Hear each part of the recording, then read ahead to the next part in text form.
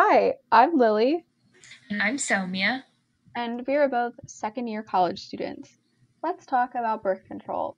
So, we are both members of URGE, which stands for Unite for Reproductive and Gender Equality, and URGE is putting on a 2-day long online celebration called Free the Pill Fest, in which members are advocating for over the counter oral contraceptives. So let's talk a little bit about the history of oral contraceptives.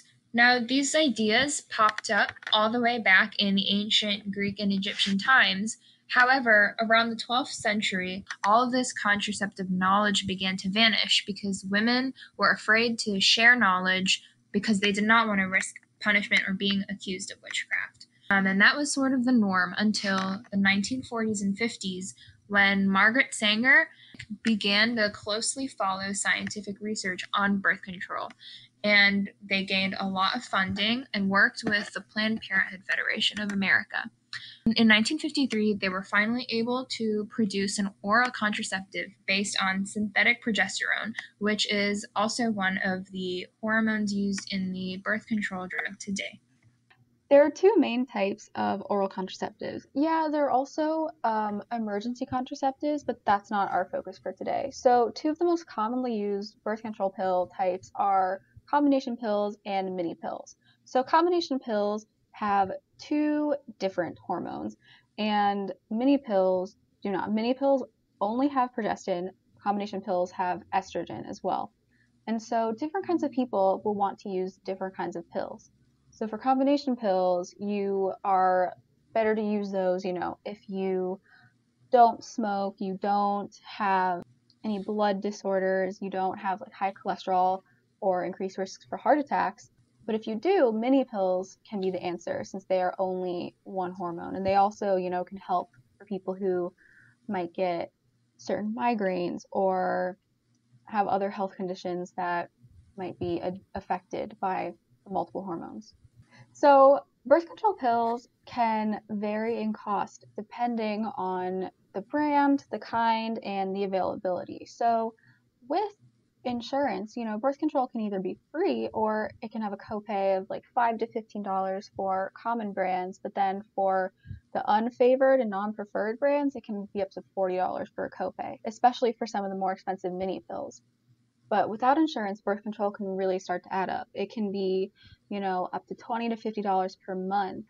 And not to talk about needing a prescription to get it, since it is a prescription medication. You need to go to see a gynecologist, take that time off of work, go in, have that appointment, and then you need a prescription. And without insurance, those appointments can cost, around $250, not to mention the time taken off work and the transportation costs and potential childcare costs. So it can really start to add up if you don't have insurance, which is a huge reason why oral contraceptives should be over the counter. A big conversation that definitely ties into the accessibility of birth control is also the destigmatization of birth control. And one big proponent of that, especially recently, has been the availability of birth control subscription boxes.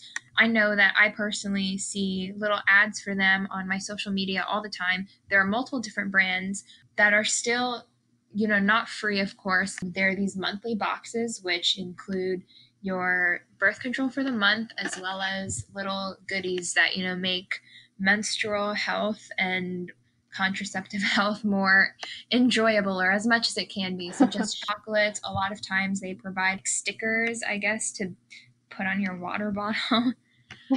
Yeah, but I mean, even though these packs are super fun and it's a way to add, more of a positive aspect to your period or contraceptive use, but a subscription box, you're going to need an address for that. And if you do not have a permanent address, if you do not have a home, if you don't want people seeing your subscription, say you have parents who go through your mail or something and they don't want you to be on contraceptives, oral contraceptives, that's not going to really be a viable option for a lot of people. hmm So, it's a step towards greater accessibility, but it's definitely not the final step. It's not the pinnacle of birth control accessibility by any means. hmm Right. And there's so many different reasons that the pill should be available over the counter.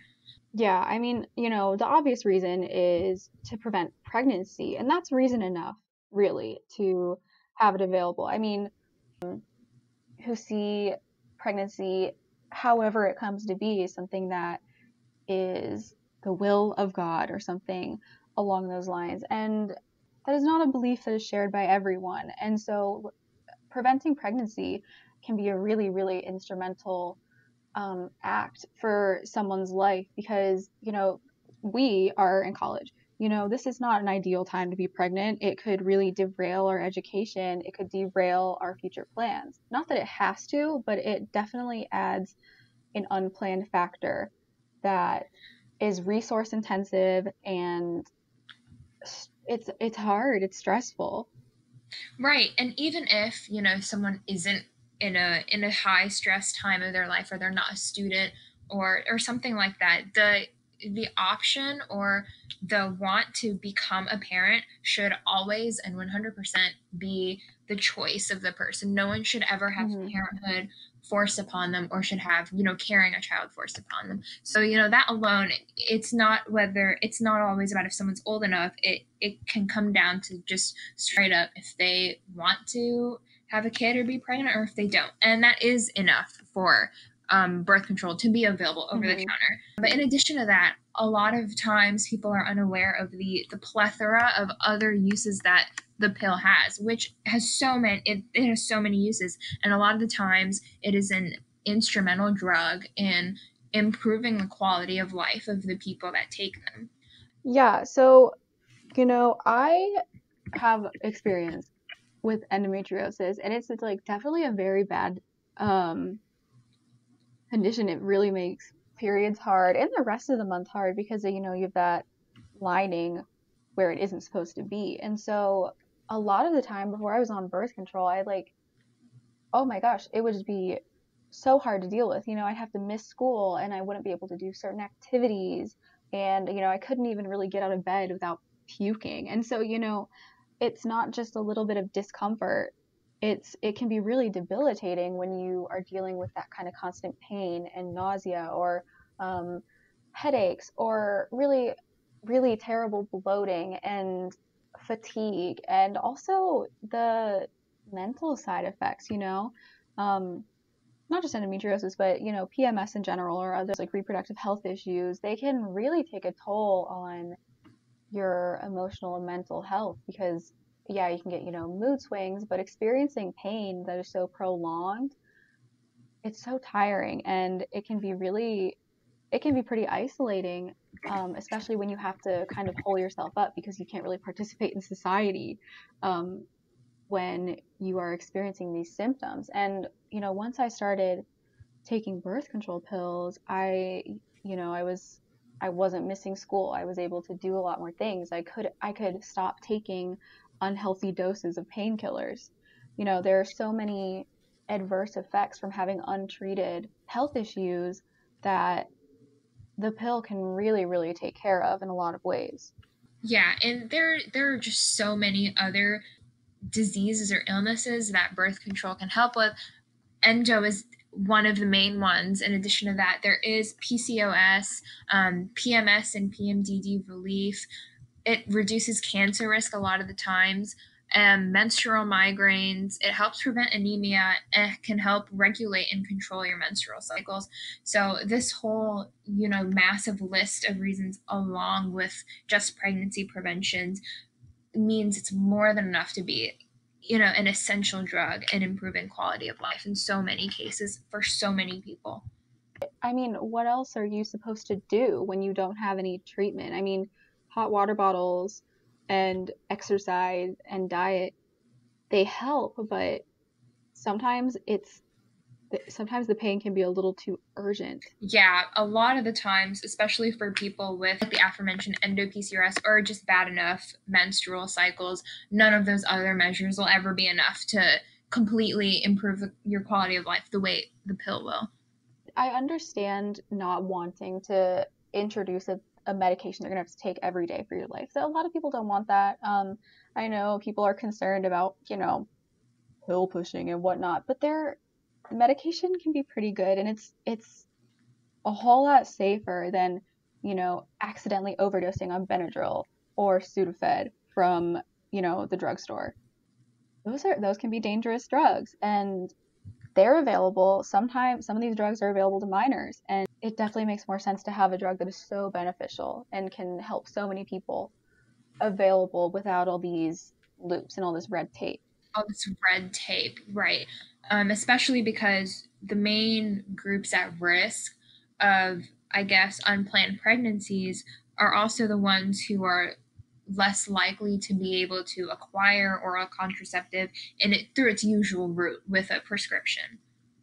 Right, right. Whether that's uninsured, people who are not insured, or oftentimes young people who, their parents aren't open to getting them oral contraceptives or any contraceptives, and so they're just not really protecting themselves. Yeah, people need to understand the side effects of the medicines they're taking, and it should be a thought out decision before you start any medication. But again, you can go into the drugstore and you can buy any medicine.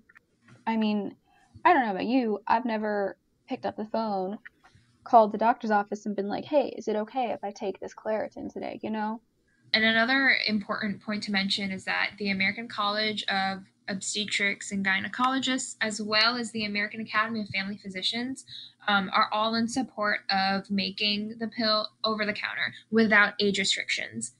Yeah, and I mean, they're the experts, It's not these politicians who think that women and non-women, it's not just women who want birth control, and not all women do want this kind of birth control, of course.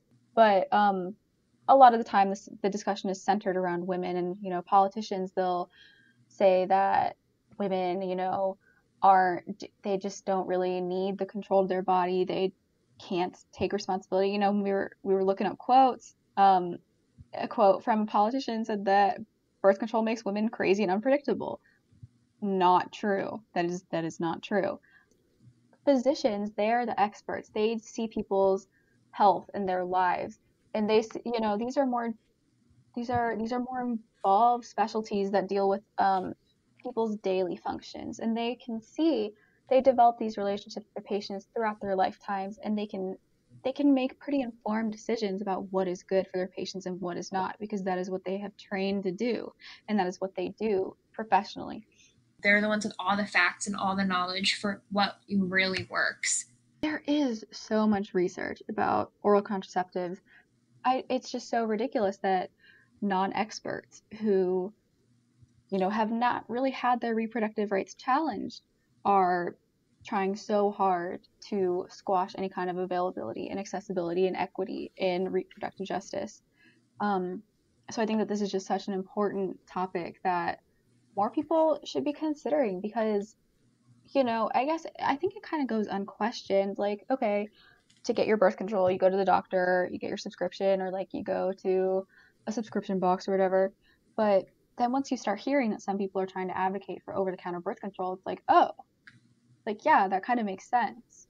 Right, especially considering that the emergency contraceptive is already available over the counter. The very common problem that we see in American medicine and a lot of other medical systems across the world, particularly here, it's the focus on treatment rather than prevention. And, a lot of people who are against birth control pills are also against abortion or the emergency contraceptive pill. But preventative measures such as contraception, especially oral contraceptives, which are so effective, like 91% effective when used correctly, they can prevent unplanned pregnancies. They can prevent these things that they're so against. And it seems so much more rational and reasonable to focus on that prevention rather than trying to deal with a problem that didn't Right. need to happen. Free the pill in the sense that it should be available without any form of barriers, without people needing a prescription or needing an address or needing, parent consent if it comes to that. Right. I mean, reproductive rights are human rights, and I think it's so great that Urge is putting on this Free the Pill Fest to raise more attention, raise more awareness, and hopefully we can see more advocacy. We hope that you have learned at least one new thing from this podcast. And be sure to be on the lookout for Urge's other Free the Pill Fest projects made by college students around the country.